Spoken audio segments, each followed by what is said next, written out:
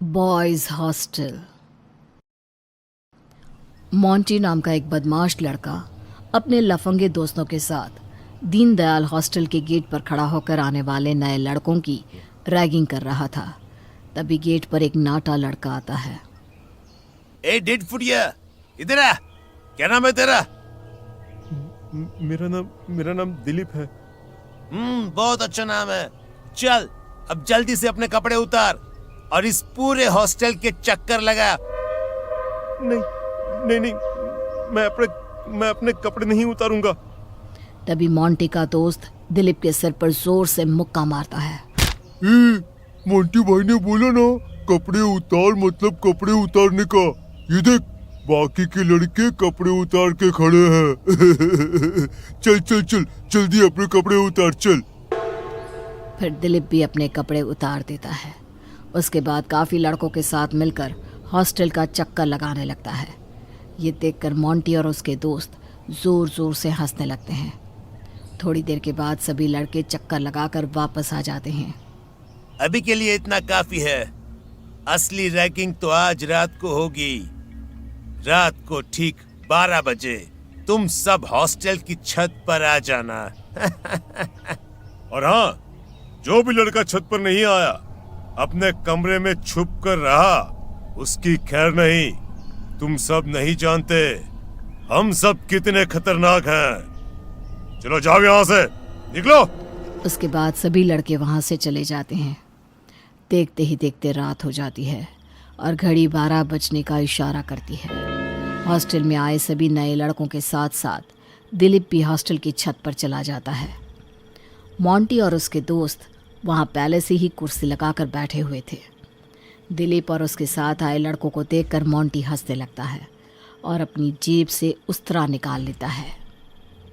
Hostel में जो भी नया लड़का आता है, मैं उसका मुंडन करके उसका स्वागत करता हूँ। चलो सब यहाँ नीचे बैठ जाओ जल्दी। हाँ, अब मैं एक एक करके तुम सभी के बाल काटकर तुम्हें गंजा बना दूंगा। नहीं मोंटी भाई, हमारे बाल मत काटो। तुम कोई और काम कहो, हम कर देंगे। ये बकवास बंद कर। ये हमारी रैगिंग का रूल है, हम इसे नहीं तोड़ सकते, समझा? चल, जैसा बोला वैसा कर अभी। अगर किसी ने भी ज्यादा चू चपड़ की ना, तो बालों के साथ साथ उसके नाक और कान भी काट देंगे। चलो चुपचाप बैठ जाओ वहाँ पर। उसके बाद दिलीप और बाकी लड़के नीचे बैठ जाते हैं और मोंटी एक एक कर सभी लड़कों को गंजा बनाना शुरू कर देता है। देखते ही देखते वो दिलीप के पास पहुंचता है, लेकिन दिलीप के चेहरे को देखकर मोंटी के होश उड़ जाते हैं। दिलीप का चेहरा अचानक जला हुआ दिखाई दे रहा था। उसके चेहरे पर बड़े बड़े घाव के निशान थे, साथ ही उसकी आंखें खून की तरह लाल हो चुकी थी। अरे यार, ये तो किसी शैतान की तरह दिख रहा है। दिलीप का जला डरावना चेहरा देख मोंटी और उसके साथियों के हाथ पैर कांपने लगते हैं। तभी दिलीप मोंटी के हाथ से उस्तरा छीन लेता है। उसके बाद वो मोंटी के चेहरे पर उस्तरे से वार करने लगता है। मोंटी की भयानक चीख सुनकर उसके साथी घबराकर वहां से भागने लगते हैं, लेकिन तभी दिलीप सीढ़ियों के पास मौजूद दरवाजे की ओर देखता है और एक तेज झटके से दरवाजा बंद हो जाता है। अरे दरवाजा क्यों नहीं खुल रहा? खोलो, कोई दरवाजा खोलो। मेरी मर्जी के बिना ये दरवाजा नहीं खुलेगा, इसलिए तुम सब वापस यहाँ आ जाओ।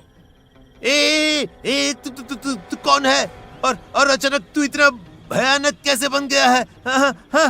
अरे मुझे तो ये कोई इंसान नहीं बल्कि शैतान लग रहा है। तूने बिल्कुल सही कहा। अब मैं इंसान नहीं हूँ, मैं तो सालों पहले मर चुका था। उसके बाद दिलीप अपनी कहानी शुरू करता है। कई सालों पहले दिलीप उस हॉस्टल में रहने आया था। उस वक्त हॉस्टल में राघव नाम का एक बुरा लड़का रैगिंग के नाम पर अपने साथियों के साथ मिलकर नए लड़कों को बहुत परेशान किया करते थे। उसी दौरान राघव की नज़र दिलीप पर पड़ती है। वो दिलीप को भरे बाजार में ले जाता है और वहाँ कैंची से उसके सारे कपड़े काट देता है। उसके बाद राघव दिलीप को डांस करने के लिए कहता है। देखो, मैं यहाँ पढ़ाई करने आया हूँ। रैगिंग के नाम पर तुम मेरे साथ ऐसा नहीं कर सकते। मुझे यहाँ से जाने दो। कॉलेज स्टूडेंट के साथ साथ मैं यहाँ का बदमाश भी हूँ। चुपचाप मेरी बात मान और हमें किसी हीरोइन की तरह चुमके लगा कर दिखा, वरना तू अपने पैरों पर चलकर यहाँ से नहीं जा पाएगा, समझा गया? देखते ही देखते वहां लोगों की भीड़ इकट्ठा हो चुकी थी और फिर मजबूर होकर दिलीप नंगी अवस्था में नाचना शुरू कर देता है। दिलीप की हालत पर किसी को भी तरस नहीं आता। उल्टा वहां मौजूद सभी लोग जोर जोर से हंसते हुए उसका मजाक उड़ाने लगते हैं। दूसरी तरफ राघव मोबाइल में दिलीप की वीडियो रिकॉर्ड कर रहा था। फिर काफी देर नाचने के बाद दिलीप थक हार कर नीचे गिर जाता है। आज की रैगिंग खत्म हुई, चलो हॉस्टल में वापस चल दे। दूसरी तरफ दिलीप भी किसी तरह अपने कमरे में चला जाता है। दिलीप से अपनी बेइज्जती बर्दाश्त नहीं हो रही थी।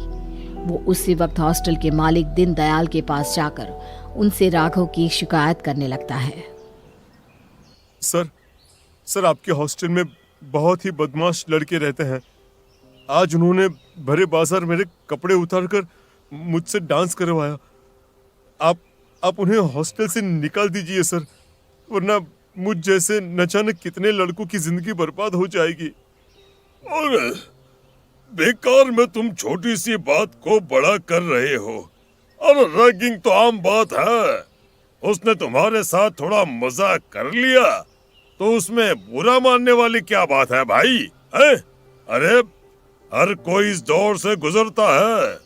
इस वक्त तुम सिर्फ अपनी पढ़ाई पर ध्यान दो। धीरे धीरे सब ठीक हो जाएगा। अब चलो जाओ यहाँ से। दीनदयाल का जवाब सुनकर दिलीप को बहुत बुरा लगता है। उसके बाद वो अपने पिता को फोन करके सारी बात बता देता है। पिताजी यहाँ का माहौल बहुत बुरा है। मैं यहाँ नहीं रह सकता। आप मुझे पैसे भेजिए, मैं अपना एडमिशन किसी दूसरे हॉस्टल में करवा लूंगा। अरे तू पागल हो गया है क्या पहले ही कर्ज लेकर मैंने तेरा वहां एडमिशन करवाया है? तुझे पता नहीं? तुझे गए 2 दिन भी नहीं हुए और तेरे नखरे शुरू हो गए। मेरी बात समझिए ना पिताजी। यहाँ बहुत ही बुरे लड़के रहते हैं। वो मुझे बहुत परेशान करते हैं। देख बेटा, पहले ही तेरी पढ़ाई के पीछे मेरे ऊपर बहुत सारा कर्ज बढ़ गया है। अब और कर्ज बर्दाश्त नहीं कर पाऊंगा मैं। तू अभी वहां नया गया है तो पुराने लड़के थोड़े दिन तुझे परेशान करेंगे। उसके बाद सब ठीक हो जाएगा बेटा, तू फिक्र मत कर। इस तरह दिलीप के पिता भी उसकी बात को सीरियसली नहीं लेते। बेचारा दिलीप अजीब सी उलझन में फंस चुका था। फिर उसी रात जब खाना खाने के लिए दिलीप अपना टिफिन खोलता है तो टिफिन का नज़ारा देख उसके होश उड़ जाते हैं। सब्जी की जगह ढेर सारा खून भरा हुआ था और साथ ही मरी हुई छिपकली भी पड़ी थी। दिलीप फौरन घबराकर टिफिन को दूर फेंक देता है।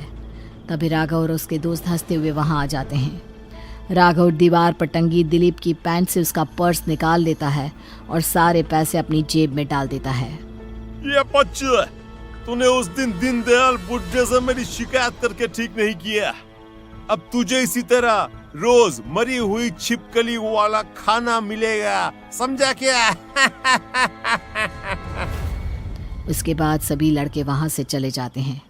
राघव दिलीप के सारे पैसे ले गया था। इस वजह से वो बेचारा खाना खरीद कर भी नहीं खा सकता था। 2 दिन भूखा रहने के बाद दिलीप अपने पिता को पैसों के लिए फ़ोन लगाता है, लेकिन दिलीप के पिता कर्जे की दुहाई देकर फ़ोन काट देते हैं।